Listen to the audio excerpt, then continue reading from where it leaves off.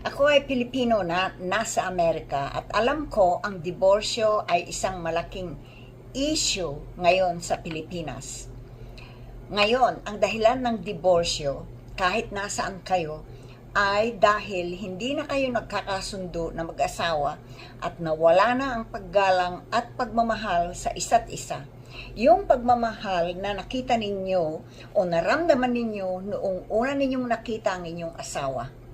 Bakit nangyari yan? Bakit ngayon ay nagkakagalit kayo at ayaw na ninyo sa isa't isa, nagmumurahan kayo, nag-aaway, hopefully hindi kayo nananakit sa isa't isa sa harapan ng mga bata. May isang dahilan yan. Ngayon, dahil life coach ako at ginagamit ko ang mga nadiskubre ni Mr. L. Ron Hubbard, ang gagawin ko sa inyo ay siyempre i-interviewin ko kayo at tatanungin ko kung anong nangyayari. Ngayon, ilang taon na nangyayari ito at kung wala pa kayong gagawin, ano ang mangyayari? Hindi ito gaganda, di ba? Pero ito ay base sa mga natuklasan ni Mr. Hubbard tungkol sa relasyon sa mag-asawa.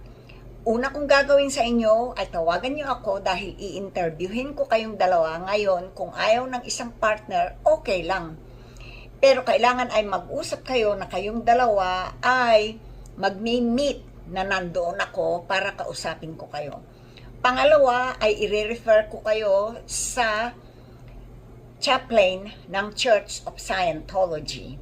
Hindi kayo miyembro o hindi kayo pipilitin na maging miyembro, pero magagamit ninyo ang aming serbisyo.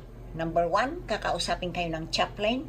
Number 2, may ipapakita sa inyong video dahil doon namin natuklasan Mr. Hubbard ang dahilan ng pag-aaway sa inyo.